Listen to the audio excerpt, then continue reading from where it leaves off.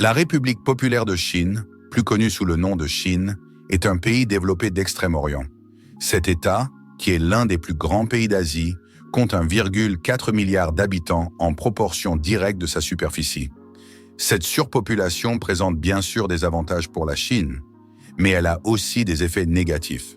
Par exemple, environ 100 millions de personnes tentent de vivre avec seulement $1 par jour.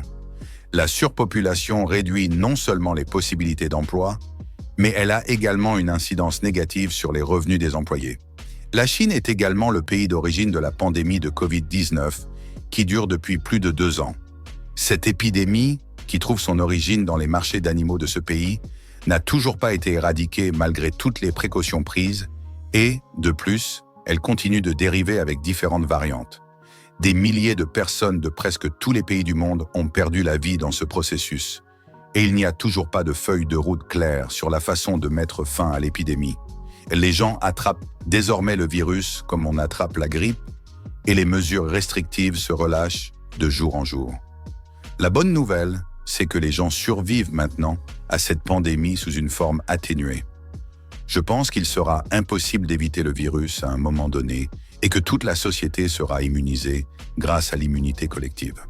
D'autre part, le chinois est essentiellement parlé dans ce pays surpeuplé. Aujourd'hui, nous pouvons dire que c'est la langue la plus parlée au monde, avec 1,3 milliard de personnes. Si l'on compare ce chiffre à la population mondiale, on peut dire qu'une personne sur 5 sait parler chinois. Le pays a une histoire profondément enracinée et une histoire écrite d'environ 5000 ans. Les inventions telles que le papier, la poudre à canon, la boussole et l'imprimerie, qui constituent les fondements d'aujourd'hui, portent toutes, sans exception, les traces de cette civilisation. En ce sens, elles occupent une grande place dans l'histoire de l'humanité. Ils ont également été en lutte avec les États turcs d'Asie centrale à de nombreuses reprises. Si nous laissons de côté l'histoire et parlons de la Chine d'aujourd'hui, il y a beaucoup de choses à dire. Par exemple, une personne diplômée de l'université en Chine n'est pas rémunérée au salaire minimum. Les diplômés universitaires gagnent plus que le salaire minimum. En d'autres termes, je peux dire qu'il n'y a pratiquement aucun diplômé universitaire qui gagne le salaire minimum. Si vous êtes diplômé de l'université, il ne vous faudra pas des décennies pour être promu par l'entreprise pour laquelle vous travaillez. En Chine, vous pouvez avoir une excellente carrière en moins de temps que vous ne le pensez et vous pouvez réaliser la vie de vos rêves en quelques années. Le salaire minimum varie selon les provinces. Bien que le nombre de travailleurs au salaire minimum soit élevé, il existe une opportunité.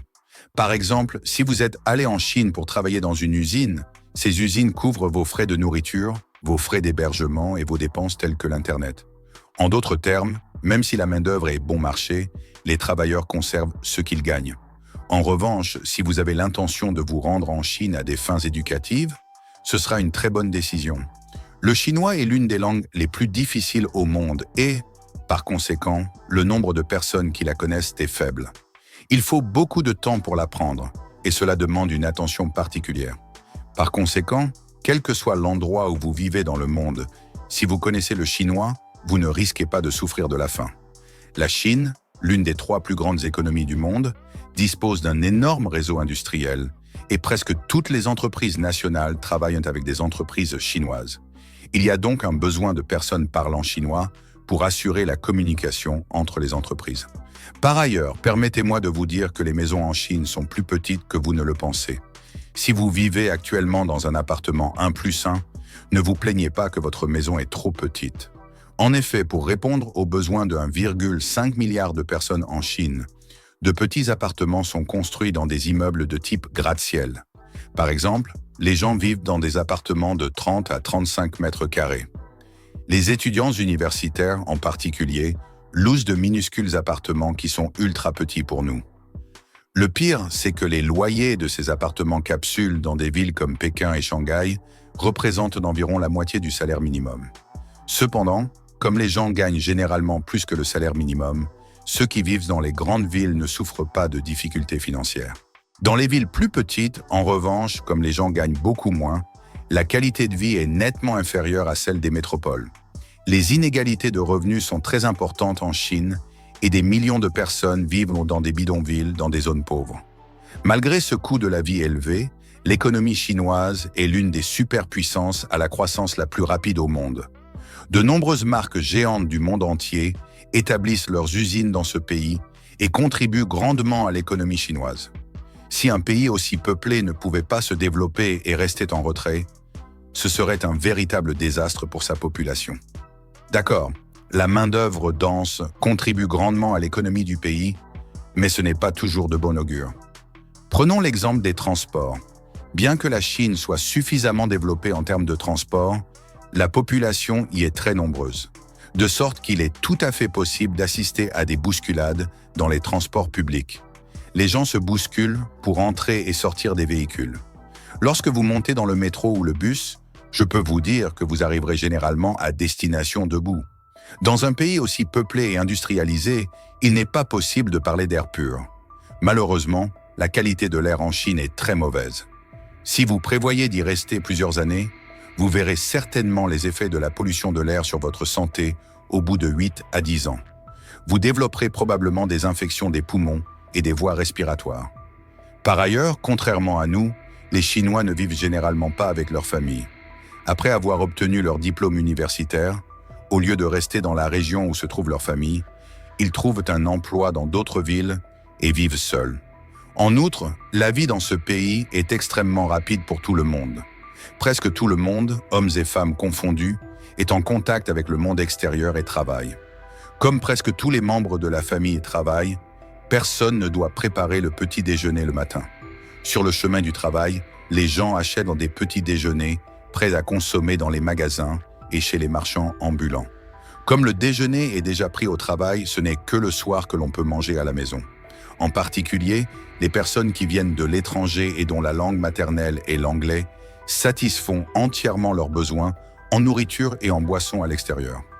En effet, les hommes d'apparence américaine ou britannique peuvent facilement trouver un emploi dans les entreprises chinoises pour un très bon salaire s'ils parlent bien l'anglais. Les employeurs chinois considèrent les visages étrangers comme vraiment précieux et qualifiés. Même les femmes chinoises sont très amicales à l'égard des hommes occidentaux. En d'autres termes, les hommes chinois ne sont pas du tout à l'aise avec le fait que les étrangers gagnent plus d'argent et que les femmes chinoises trouvent les étrangers attirants. En ce qui concerne la nourriture, il existe des plats visuellement différents et variés. Disons que vous vous êtes habitué à leur nourriture en mangeant des nouilles. Cette fois-ci, quelque chose d'autre attire votre attention. Les Chinois se frappent incroyablement la bouche en mangeant, et cette situation peut vous perturber. Dans les restaurants en particulier, le fait de manger en bavant donne aux cuisiniers de l'établissement le message que la nourriture est appréciée. Vous pouvez également constater que les Chinois crachent souvent par terre lorsqu'ils marchent dans la rue. Ce faisant, aucun signe de gêne n'apparaît sur leur visage. De plus, les femmes aussi crachent souvent par terre. En fait, je peux dire que cracher est une nécessité pour ceux qui vivent en Chine. Vous direz peut-être, où est le problème ? La pollution atmosphérique étant excessive, la poussière peut pénétrer dans la bouche des gens, d'où la nécessité de cracher et de tousser. On dit que respirer pendant une journée à Pékin, la capitale de la Chine, équivaut à fumer un paquet de cigarettes. En termes de croyances, les Chinois préfèrent le bouddhisme. En outre, près de 700 millions de Chinois ne se considèrent proches d'aucune religion. De plus, les Chinois n'aiment pas parler de politique et de religion. Ils ont déjà peur de mourir et évitent souvent les sujets qui évoquent la mort. Ils ont même des croyances taboues sur cette situation. Ils n'offrent pas de montre en cadeau à leurs proches, car la montre évoque le temps et donc la mort. Ils évitent également d'offrir des fleurs, en particulier des marguerites. En effet, les marguerites sont également portées aux morts. De plus, on ne voit pas le chiffre 4 dans les ascenseurs et les appartements, car le chiffre 4 leur rappelle aussi la mort. C'est tout ce que j'ai à dire sur la Chine pour l'instant. Au revoir et à la prochaine vidéo.